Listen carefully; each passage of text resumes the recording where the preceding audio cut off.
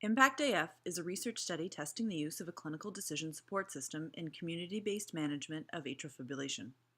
A clinical decision support system, or CDSS, is an online tool that has computerized clinical guidelines for atrial fibrillation management and offers patient-specific, evidence-based recommendations and point-of-care decision support. The overall goal is to improve patient outcomes. The CDSS will help simplify and prioritize patient care needs by monitoring changes in health status and alerting providers of any available options to enhance care that are based on best practice guidelines. The CDSS tool is in its initial stage of use. We encourage you to let us know if you come across anything that does not make sense or does not seem to work properly so that we can promptly address the issue. Reporting issues and providing feedback ensures we are continuing to update the CDSS so that it is both useful and user-friendly for providers and patients. In this video, I will be demonstrating logging into the CDSS website, some of the basic features of the CDSS, how alerts are managed, and how new patient information can be updated. As I walk you through the features of the CDSS, I'll try to show you how the tool can be integrated into clinical practice by discussing and contrasting how you do certain things now versus how you may do the same things with the help of the CDSS. Before I begin, I want to point out that the CDSS will perform best when using Google Chrome or Safari internet browsers. We also recommend that you bookmark this URL for future reference. Here you will see the login screen. Patients will use their study ID to log in. Providers will use the email they provided to the study office for registration. A temporary password will be communicated to you by a member of the research team.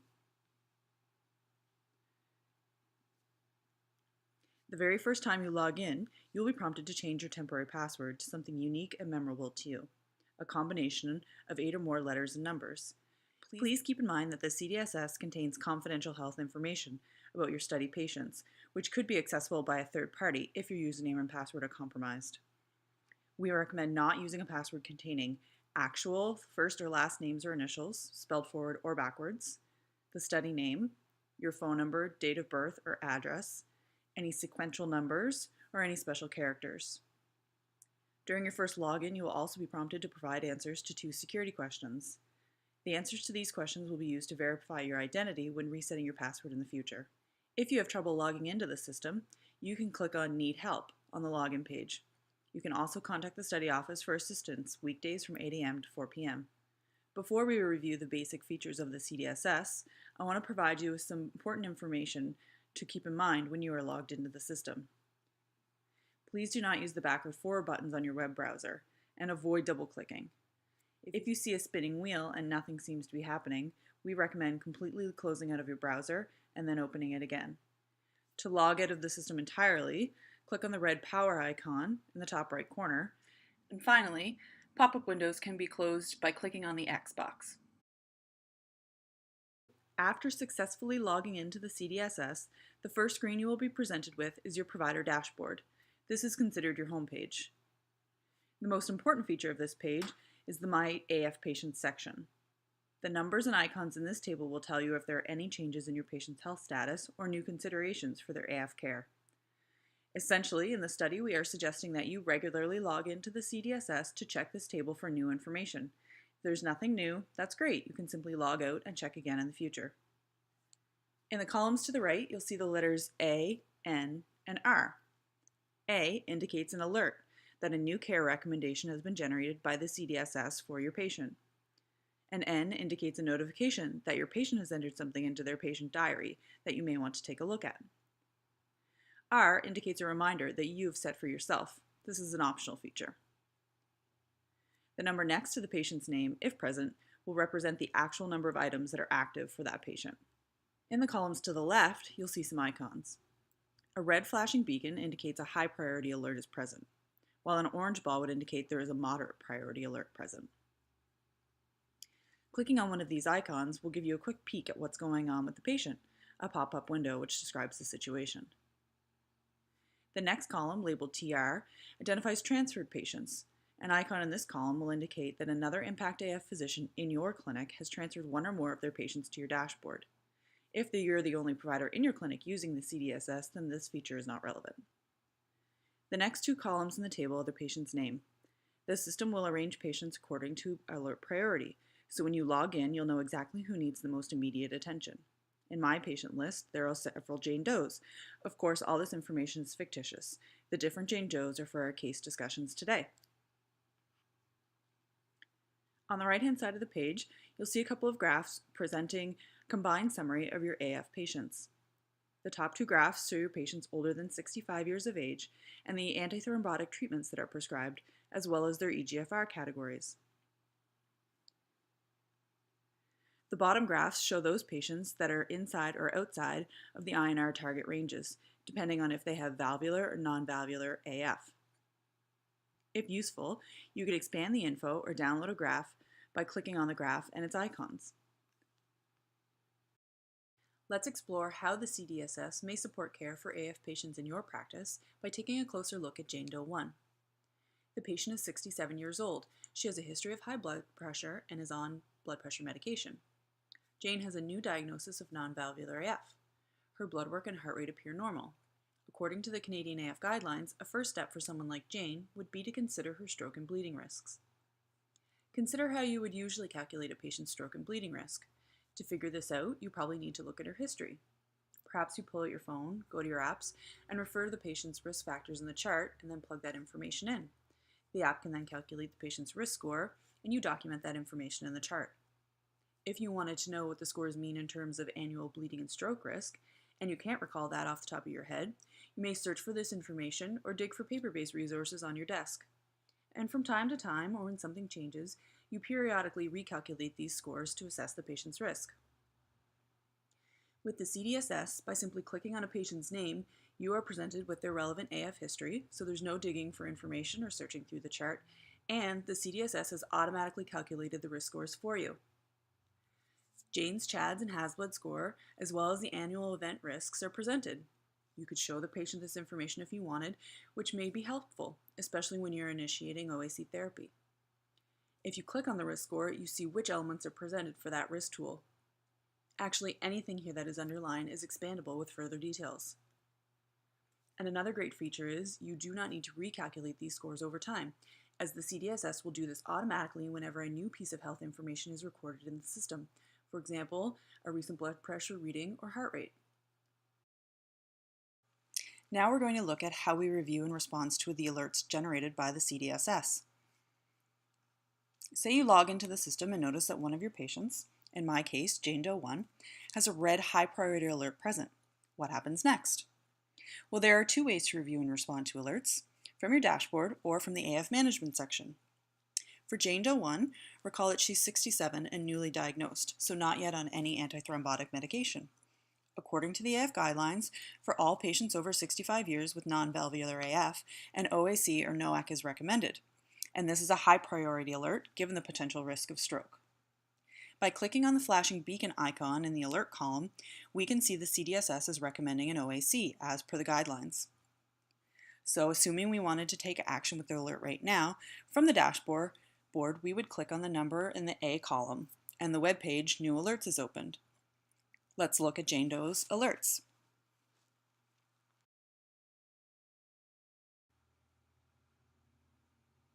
Alerts are grouped into categories.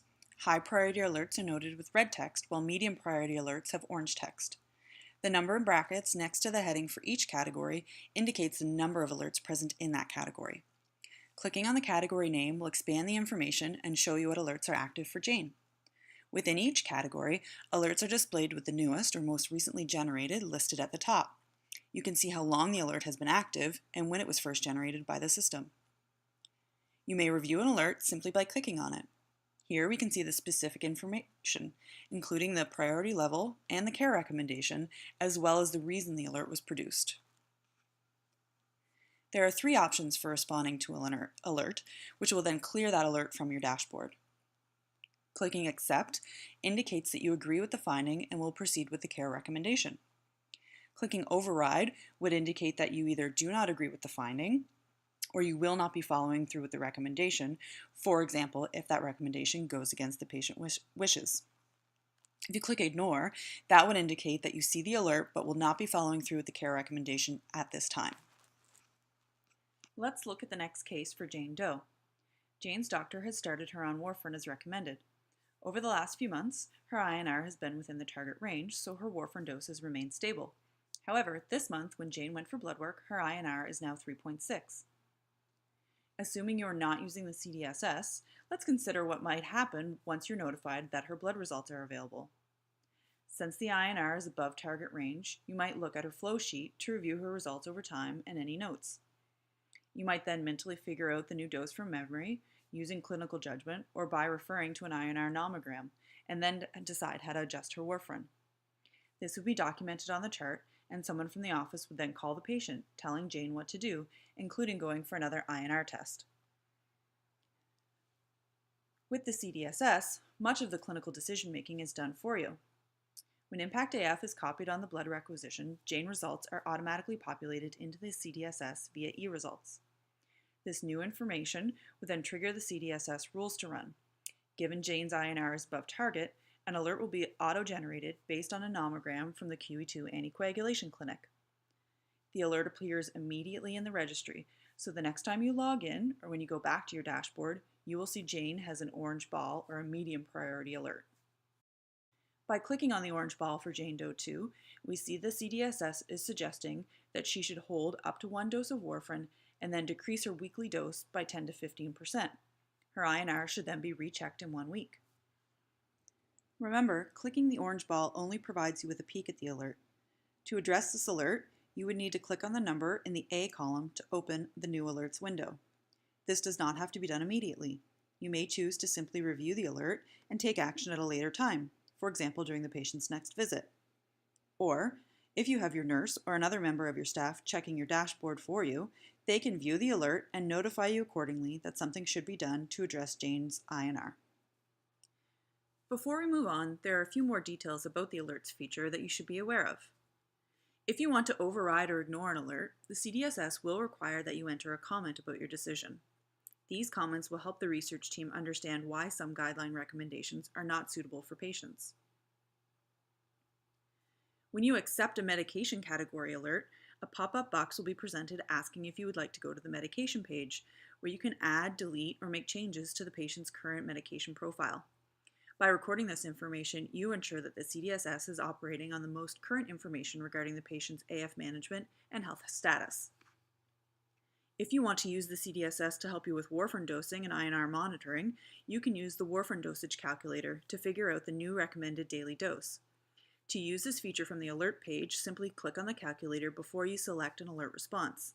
The calculator is also available on the medication page, which we will cover shortly. Whenever the CDSS presents a NOAC care recommendation, you will notice the NOAC authorization tool is available for use. The CDSS looks at INR values over the last 2 months and automatically checks, each time it runs, if the patient has labile INR. If that is the case, then an alert will be triggered that notifies you that the patient has labile INR, and if they are a pharmacare participant, they may be eligible for NOAC coverage. With a few clicks in this section, you can quickly populate and print the Nova Scotia Special Authorization Form.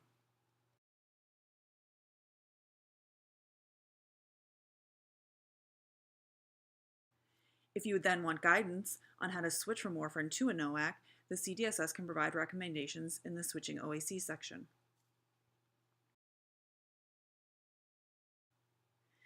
And finally, if the information that triggers an alert does not change after you select one of the 3 options, the care recommendation will be regenerated the next time the CDSS runs. For example, if the system recommends an OAC, you then accept the alert but do not record the medication in the CDSS, the next time the CDS runs, the care recommendation will be regenerated because the patient in the CDSS is not on an OAC. As you will recall, our trained data abstractors have collected baseline information for your study patients, and we've used that information to pre-populate the CDSS with their historical information. New alerts will be generated by the CDSS when new information is entered, from eResults, from updates you make, and from the patient diary if your patients are using this feature. The 100+ CDSS rules relate mainly to AF blood work results, medications, stroke and bleeding risk score criteria, and the SPAF guidelines. We recommend keeping a few pieces of your patient's AF-related information up to date to ensure you will receive the most relevant alerts and care recommendations. The key things to enter are significant changes in heart rate and blood pressure measures, especially systolic blood pressures of greater than 160, which can impact the Has blood risk score, and heart rates greater than 110, which are clinically relevant for AF management. Also, changes in weight, especially for those patients taking NOAC medications, as weight is used to auto-calculate creatinine clearance and will impact medication dose recommendations. And changes to AF-related medications, for example, the starting, stopping, or dose changes for OAC and NOAC prescriptions, as well as the starting or stopping of medications such as ASA, oral antiplatelets, and NSAIDs. These types of updates can be easily made using the AF management page.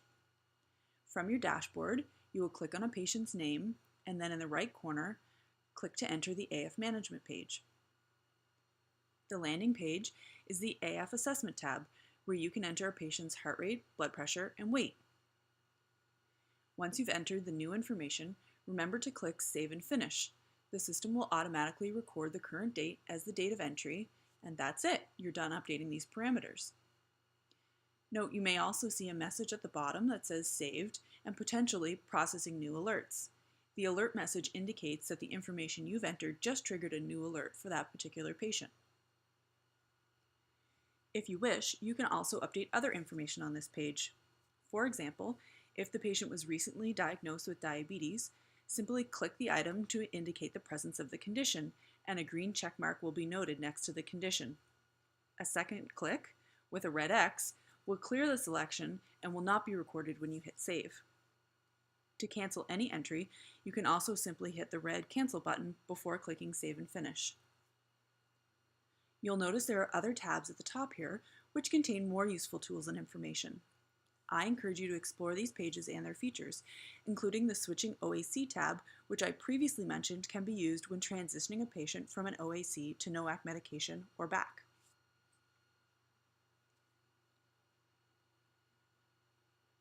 The last item in the AF Management tab that I want to show you is how to add, delete, or change a medication. The CDSS has decision logic rules for AF-related medications. AF-related medications include rate-limiting drugs, antithrombotic medications, and medications that can affect bleeding risk. Since the CDSS has been pre-populated with the AF-related medications for your patients as abstracted from their medical records, you only need to visit this section if you are starting or stopping an AF-related medication or changing the dose of an OAC or NOAC. When you click on the Medication tab, you will see a green bar labeled Add a New Medication. There are two simple steps to add an AF-related medication. Step 1 is to enter a few characters of the generic or trade name and then hit this green double arrow icon. Next, click the gray triangle to select from a drop-down list. You won't see the medication pick list until you click this drop-down menu. If a medication you are searching for is not listed, then the CDSS does not have any decision logic associated with it, so there is no need to record it in the system. When you find the desired medication, you can click on it and then click Prescribe and Finish. The CDSS will now recognize this new medication for your patient. Note that we only require you to enter the daily dose for OAC and NOAC medications.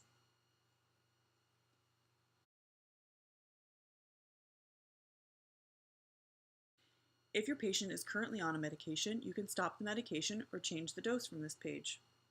You can also view medications from the past or those with dose changes by clicking on any of the buttons at the top right. You'll notice that the warfarin dosage calculator and the NOAC special authorization tool are also available here. As well, there is a drug-drug interaction pop-up window providing information on NOAC interactions.